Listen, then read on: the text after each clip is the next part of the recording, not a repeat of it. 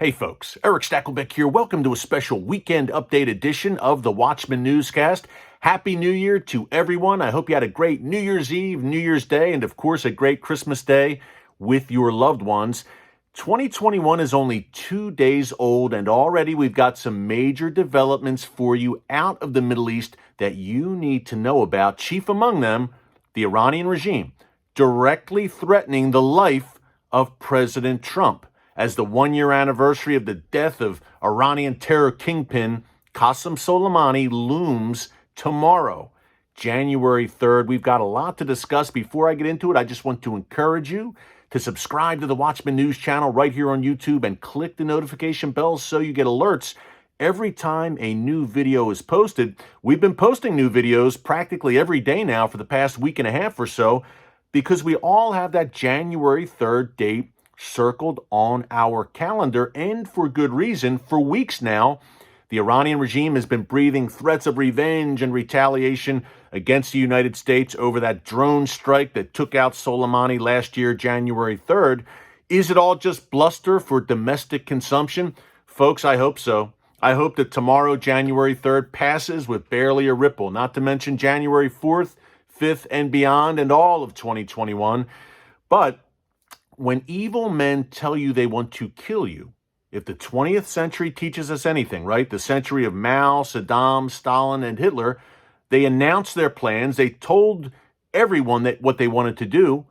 When evil men do that, we should listen to them and take them at their word. So I hope, again, that none of this is true and none of it pans out. But here's what the Iranian regime is saying.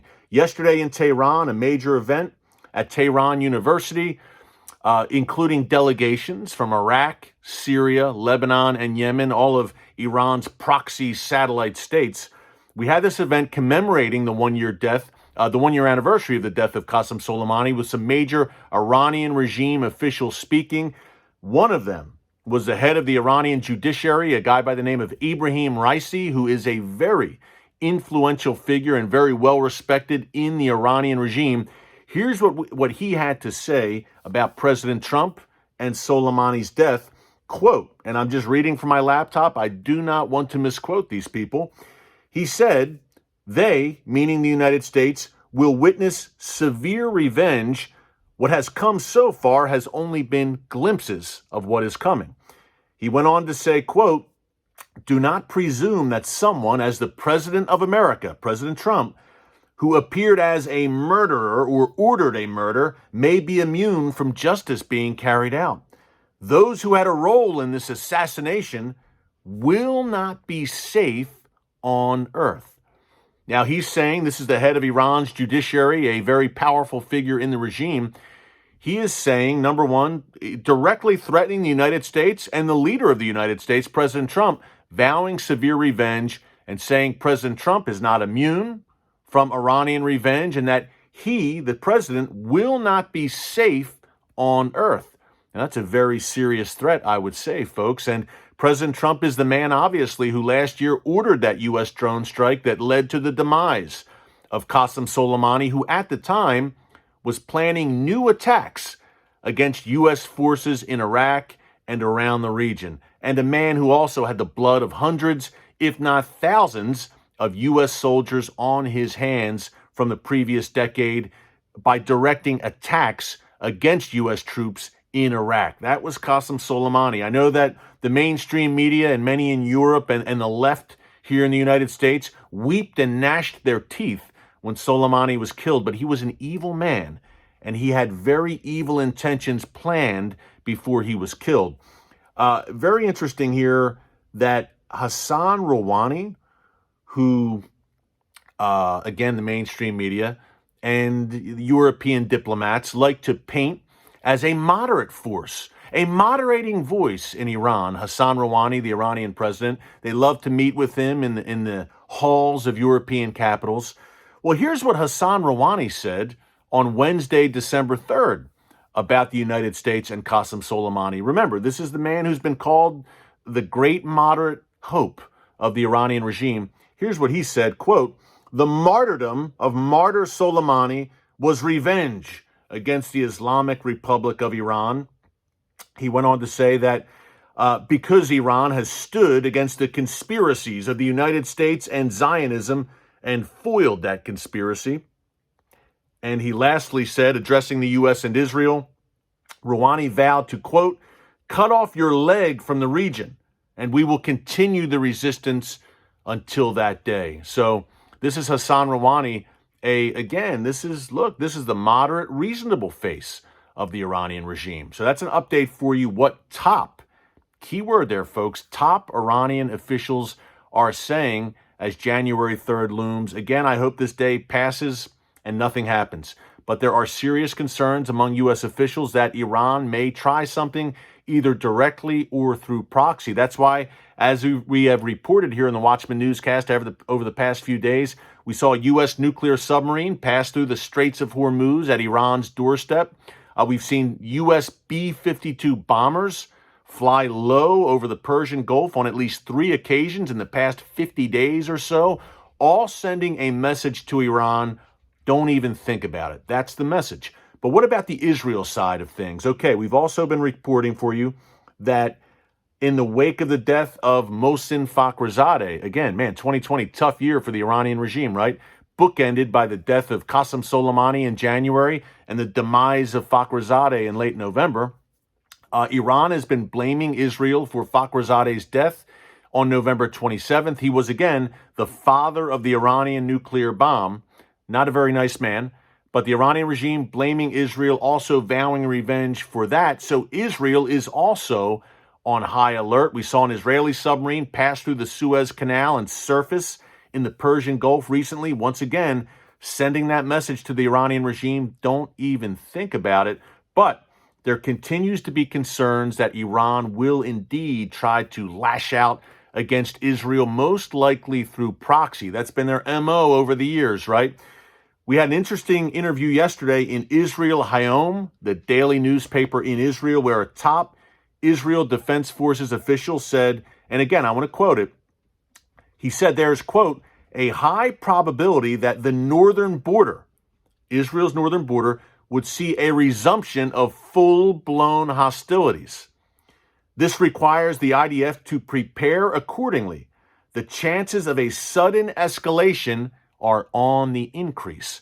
That means Hezbollah, folks, in southern Lebanon and also in Syria, along with the Iranian regime. We've talked about it so many times here on the Watchman News Channel, that great northern war which is coming to Israel's north, pitting the IDF against Hezbollah and the Iranian regime and their various radical allies across southern Lebanon and in Syria at Israel's doorstep. And I've told you, I've interviewed Israel Defense Forces officials on and off the record over the past year or two, and they've all said, hey, it's a question not of if, but when that great northern war is coming.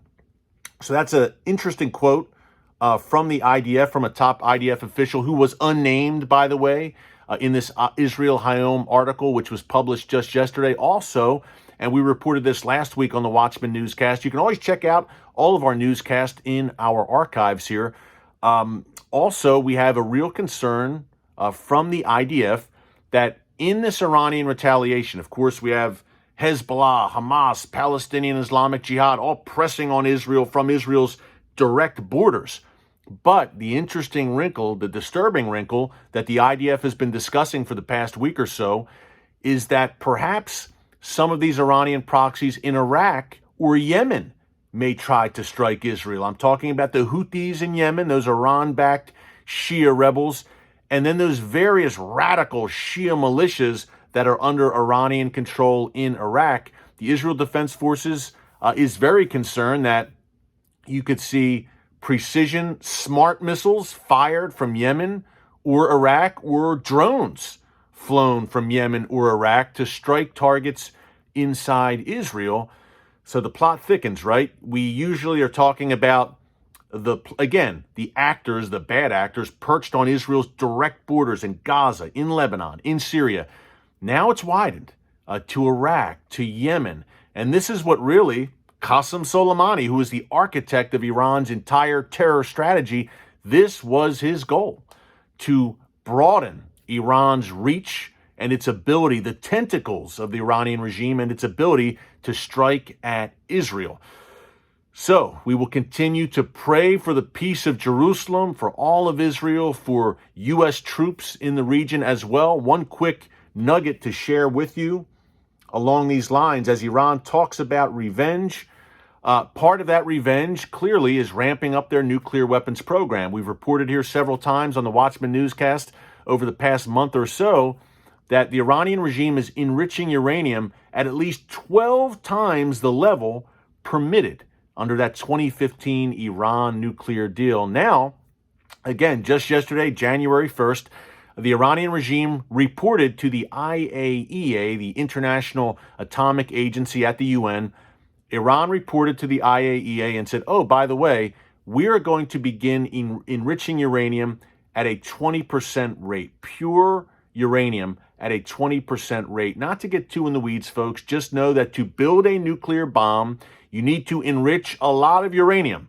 Now, ideally, you would enrich uranium at a 90% clip, but according to atomic experts, which I am not one, but just in researching everything and keeping on top of this, they're saying, look, it's a hop, skip, and a jump, basically, to get from 20% enriched uranium to 90%.